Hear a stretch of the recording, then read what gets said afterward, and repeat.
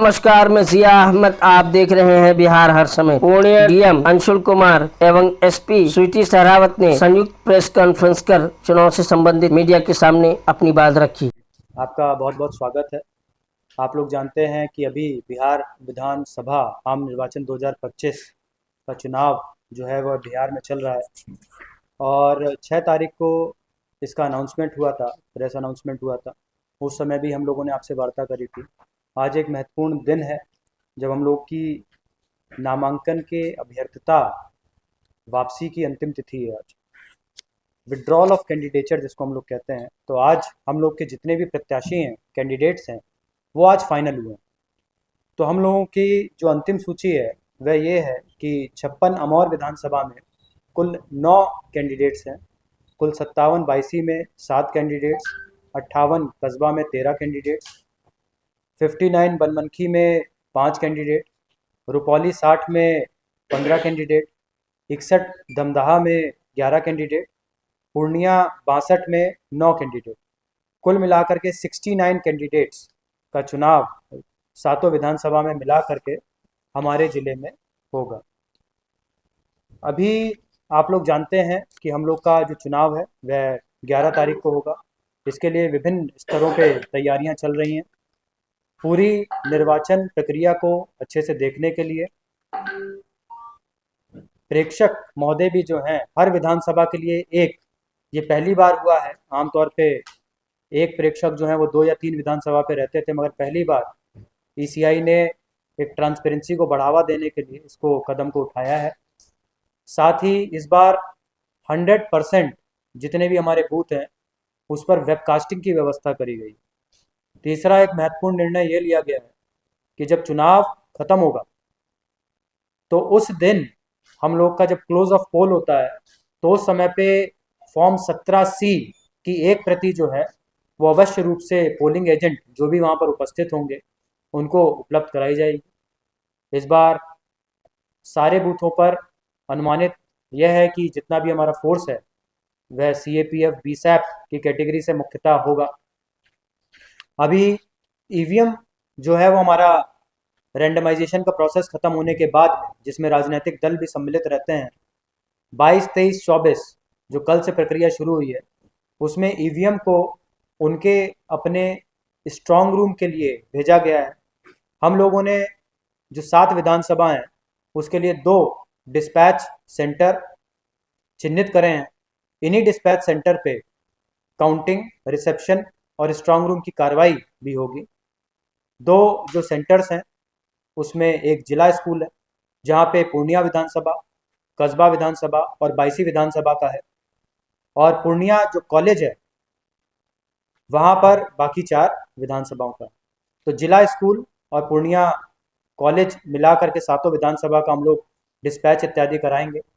अभी वर्तमान में सभी कैंडिडेट को भी हम लोगों ने इसकी जानकारी दी है कि ये डिस्पैच स्थल है, और वहाँ पर 29 तारीख को जो है सेकंड रैंडमाइजेशन कि कौन सी ईवीएम किस बूथ पर जाएगी, इस प्रक्रिया को हम लोग EMS के सॉफ्टवेयर के माध्यम से संपन्न करेंगे।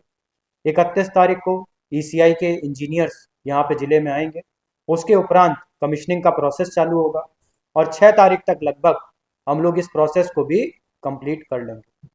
हम लोगों के विभिन्न तरीके की कार्यक्रम जो हैं अलग अलग दिशा में चल रहे हैं, और मुख्यतः इस बार छठ पूजा भी है यहाँ पर, तो हम लोग का विशेष ध्यान स्वीप की गतिविधियों पर भी है कि किस तरीके से जो वोटर टर्नआउट है उसको हम लोग बढ़ा सकें। मेरी आप लोगों से भी अपील है कि आपके माध्यम से हमारे सभी जितने भी मतदाता इसको सुन रहे हैं, जितने भी वोटर इसको सुन रहे हैं, मेरा आप लोग से निवेदन है कि आप लोग सभी बड़ी संख्या में आ करके इस लोकतंत्र के महोत्सव में अपना 11 तारीख को अपना बहुमूल्य वोट देने की कृपा करें। बहुत बहुत धन्यवाद। अभी RO उसको 7 का जो फाइनल करता है उसको अभी चेक करके उसको फाइनल करते हैं, फिर बैलेट पेपर बनेगा, वो आप लोग को मालूम।